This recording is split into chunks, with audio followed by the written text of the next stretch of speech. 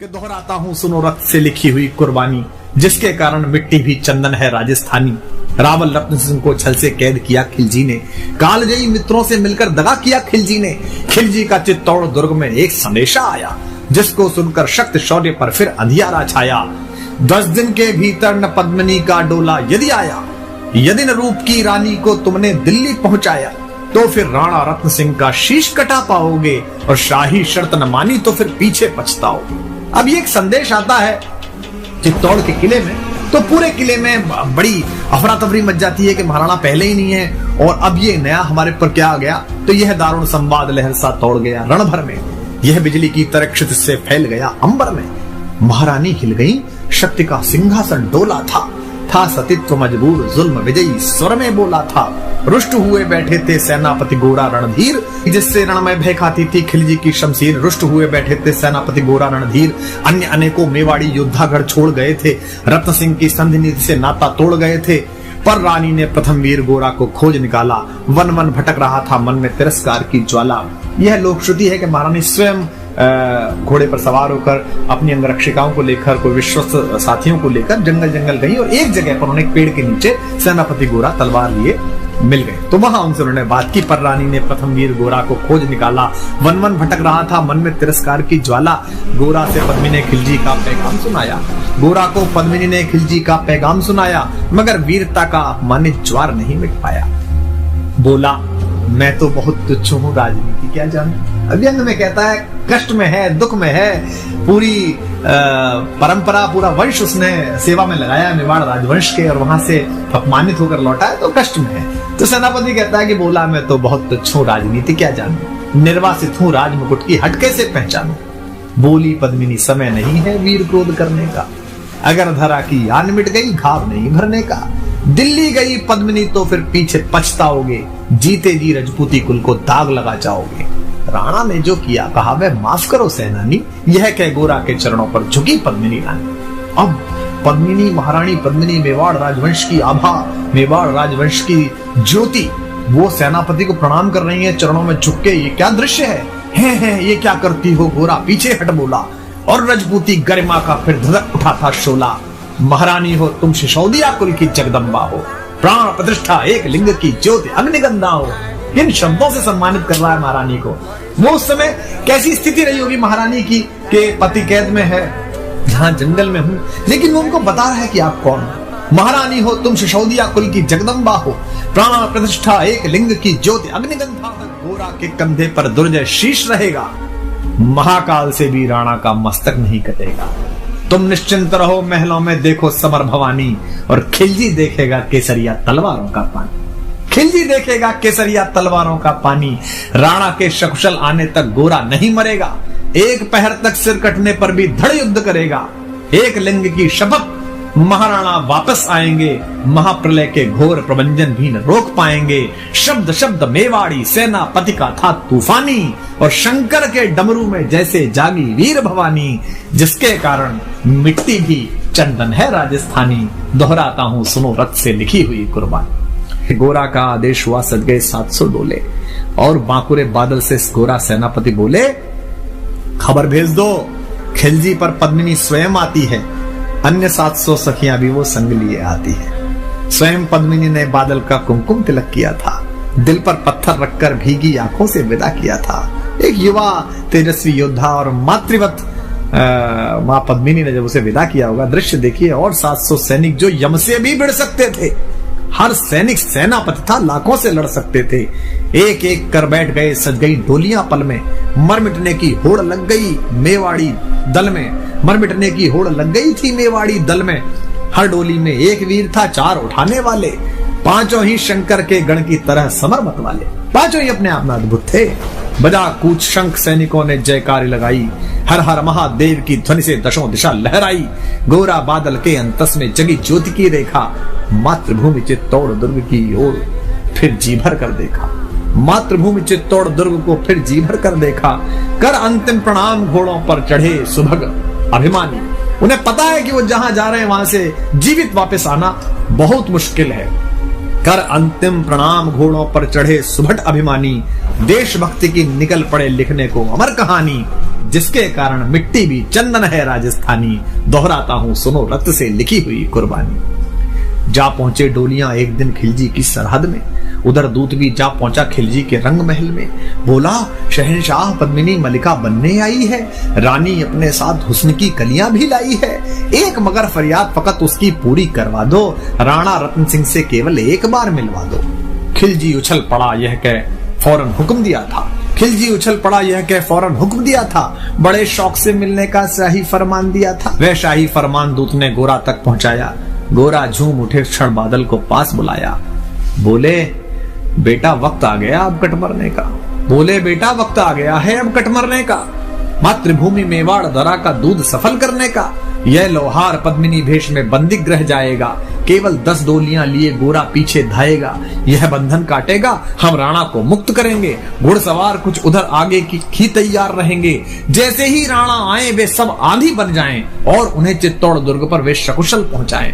अब आप तैयारी देखिए कि कितनी कठिन, पूरी सेना खिलजी की और ये चंद लोग, और उसके बाद भी अपने महाराज को महाराणा को किस तरह मुक्त कराने के लिए क्या संकल्प है कि उन्हें चित्तौड़ दुर्ग तक वे सकुशल पहुंचाएं। अगर भेद खुल गया वीर तो पल की देर न करना, और शाही सेना पहुंचे तो बढ़कर रण करना, और शाही सेना आ पहुंचे तो बढ़कर रण करना, राणा जाए जिधर शत्रु को उधर न बढ़ने देना, और एक यवन को भी उस पथ पर पांव न धरने देना। मेरे लाल लाड़ले बादल आन न जाने पाए, तिल तिल कट मरना मेवाड़ी मान न जाने पाए। ऐसा ही कूगा काका रजपूती अमर रहेगी, बादल की मिट्टी में भी गौरव की गंध रहेगी। क्या तो गोरा है और क्या उसका भतीजा बादल। ऐसा ही होगा काका रजपूती अमर रहेगी, बादल की मिट्टी में भी गौरव की गंध रहेगी। तो फिर आ बेटा बादल सीने से तुझे लगा लो, हो न सके शायद अब मिलना अंतिम लाड़ लड़ा लूं। यह कह बाहों में भरकर बादल को गले लगाया, धरती कांप गई, अंबर का अंतस मन भर आया। सावधान कह पुनः बढ़े पथ पर गोरा सेनानी, ऐसा ना हो जाए कमजोर हो जाए, इसने कहा सावधान कह पुनः बढ़े पथ पर गोरा सेनानी। पहुंच लिया झट से मुड़कर बूढ़ी आंखों का पानी, पहुंच लिया झट से मुड़कर बूढ़ी आंखों का पानी, जिसके कारण मिट्टी भी चंदन है राजस्थानी, दोहराता हूं सुनो रक्त से लिखी हुई कुर्बानी। लिपट गए गोरा से राणा, गलती पर पछताए, सेनापति की नमक हलाली देख नयन भर आए। पर खिलजी का सेनापति पहले से ही शंकित था, उसे अंदाजा था कि कुछ गड़बड़ है। ऐसे लोग नहीं है जो इतने आराम से मान जाएंगे, ये टिरानी आ रही है और उसकी सखियां आ रही हैं, उसको संकट था।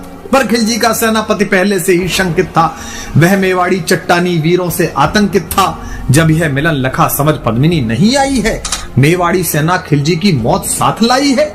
पहले से तैयार सैन्य दल को उसने ललकारा, निकल पड़ा टिड्डी दल, रणका बजने लगा नगाड़ा। दृष्टि फिरी गोरा की मानी, राणा को समझाया, रण मतवाले को रोका, जबरन चित्तौड़ पठाया कि आप तो जाई। राणा चले तभी शाही सेना लहरा कर आई। राणा इधर चले, उधर से शाही सेना को संकेत हुआ, कह रही है तो राणा को इन्होंने मुक्त करा लिया। राणा चले तभी शाही सेना लहरा कर आई, खिलजी की लाखों नंगी तलवारें पड़ी दिखाई। खिलजी ललकारा, दुश्मन को भाग न जाने देना, रत्न सिंह का शीश काटकर ही वीरो दम लेना। टूट पड़ो मेवाड़ी शेरों, बादल सिंह ललकारा, हर हर महादेव का गर्जा नववेदी जयकारा। निकल डोलियों से मेवाड़ी बिजली लगी चमकने, काली का खप्पर भरने तलवारें लगी खटकने। वही जो सब बैठ के आई थी सखियों के वेश में, जो सबक सेनापति आए थे, जो सेना नायक आए थे, वो लड़ मरे। राणा के पथ पर शाही सेनापति तनिक बढ़ा था, पर उस पर तो गोरा हिमगिरी सा अड़ा खड़ा था। कहा जफर से, एक कदम भी आगे बढ़ न सकोगे, यदि आदेश न माना तो कुत्ते की मौत मरोगे।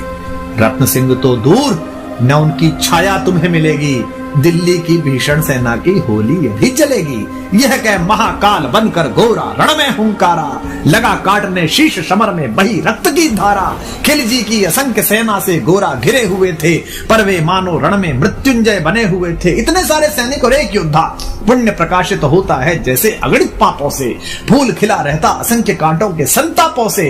वो मेवाड़ी शेर अकेला लाखों से लड़ता था, बड़ा जिस तरफ वीर उधर ही विजय मंत्र पढ़ता था। इस भीषण रण से दहली थी दिल्ली की दीवारें, गोरा से टकरा कर टूटी खिलजी की तलवारें। मगर कयामत देख अंत में छल से काम लिया था, गोरा की जंघा पर अरि ने छिपकर वार किया था, पैर पर तलवार मार दी। जो ही गिरे वीरवर गोरा जफर सामने आया, शीश उतार दिया धोखा देकर मन में हर्ष आया।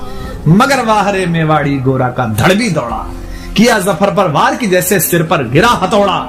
एक बार में ही शाही सेनापति चीर दिया था, जफर मोहम्मद को केवल धड़ ने निर्जीव किया था। जब उनके शीश समरभूमि में उतरते थे, वे ऐसे लोग थे जिनके कबंध लड़ते थे, तो उनका कबंध उनका धड़ लड़ रहा। जफर मोहम्मद ज्यों ही जफर कटा, शाही सेना का साहस लर्जा, काका का धड़ लख बादल सिंह महारुद्र सा गरजा। अरे कायरो नीच बांगड़ो छल में रण करते हो, किस बूते पर जवा मर्द बनने का दम भरते हो। यह कहकर बादल उस क्षण बिजली बनकर टूटा था, मानो अंबर से धरती पर अग्निशिरा छूटा था। ज्वालामुखी फटा हो जैसे दरिया हो तूफानी, सदियों दोहराएंगी बादल की रणरंग कहानी। क्या पंडित जी ने क्या उत्तम शब्द इस्तेमाल किया है, सदियों दोहराएंगी बादल की रणरंग कहानी। अरिका भाला लगा पेट में आते निकल पड़ी थी, जख्मी बादल पर लाखों तलवारें खिंची खड़ी थी। कसकर बांध लिया हाथों को केसरिया पगड़ी से, पेट फट गया और पगड़ी उतारी और इस पर बांधे। रंचक डिगा न वह प्रलयंकर सम्मुख मृत्यु खड़ी से। अब बादल तूफान बन गया, शक्ति बनी फौलादी, मानो खप्पर लेकर मैं रण में लड़ती हो आजादी। उधर वीरवर गोरा का धड़ अरिदल काट रहा था, और इधर बादल लाशों से भूतल पाट रहा था। आगे पीछे दाएं बाएं जमकर लड़ी लड़ाई, उस क्षण समर भूमि में लाखों बादल पड़े दिखाई। मगर हुआ परिणाम अंत में वही कि जो होना था, उनको तो कण कण अरियों के शोणित में धोना था। मेवाड़ी सीमा में राणा सकुशल पहुंच गए थे, गोरा बादल तिल तिल कट कर रण में खेत रहे थे। एक एक कर मिटे सभी मेवाड़ी वीर सिपाही, रत्न सिंह पर लेकिन रंचक आंच न आने पाई। गोरा बादल के शव पर भारत माता रोई थी। क्या युद्ध है।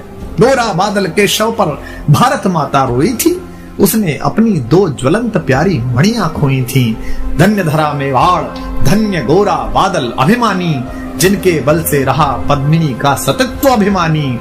धन्य धरा मेवाड़, धन्य गोरा बादल बलिदानी, जिनके बल से रहा पद्मिनी का सतत्व अभिमानी, जिनके कारण मिट्टी भी है चंदन राजस्थानी। दोहराता हूँ सुनो रक्त से लिखी हुई कुर्बानी, दोहराता हूँ।